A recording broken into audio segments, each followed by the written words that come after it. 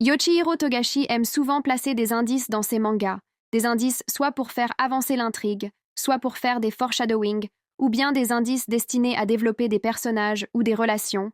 Dans cette vidéo, je vais parler d'un indice qui pour moi est un foreshadowing qui est assez minime mais à prendre en compte. Dans le tome 15 de Hunter x Hunter, Killua réussit à gagner une carte dans le jeu Grid Island.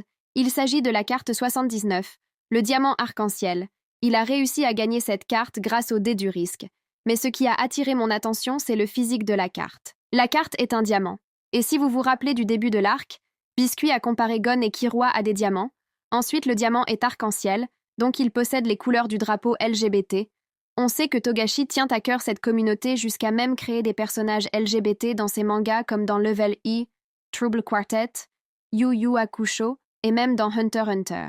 Mais le plus étonnant, c'est que cette carte soit de nature romantique. Sa description est, je cite, « Un diamant qui brille de 7 couleurs. Celui qui fait une demande en mariage en offrant ce diamant a 100% de chance d'obtenir un oui. » Togashi aime la romance. Et personnellement, cela m'étonne pas qu'il a créé ce genre de carte. Mais ce qui est encore étonnant, c'est que cette carte se soit retrouvée dans les mains de Killua. Killua qui est, je le rappelle, est gay, ou du moins, aime Gon qui est du même sexe que lui. Donc ça le relie à les couleurs de la carte. Mais Togashi ne s'est pas arrêté là.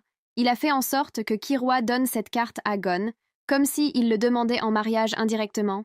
Et bien évidemment, Gon a accepté la carte. Togashi s'est assis tranquillement dans son bureau, a pris son crayon et a dessiné cette carte qui est reliée à Gon et Killua. Ce passage a été censuré dans l'anime pour X raisons, ce qui est dommage. Donc les animes only n'ont pas pu voir cela. Mais je ne me suis pas arrêtée là.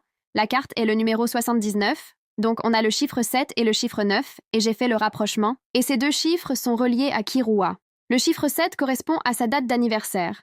Killua est né le 7 juillet, donc le jour 7 et le mois 7, et ce jour correspond au Tanabata, au Japon, qui est une légende d'amour similaire à celle de Gon, et Killua, j'en ferai une vidéo. Et le chiffre 9 qui correspond au badge de Killua durant l'examen Hunter, le numéro 99, et vu qu'on parle de chiffres, juste avant que Killua gagne la carte du diamant arc-en-ciel, il était en train de jouer dans un casino avec le dé du risque, et ce qui est apparu à l'écran était le chiffre 7.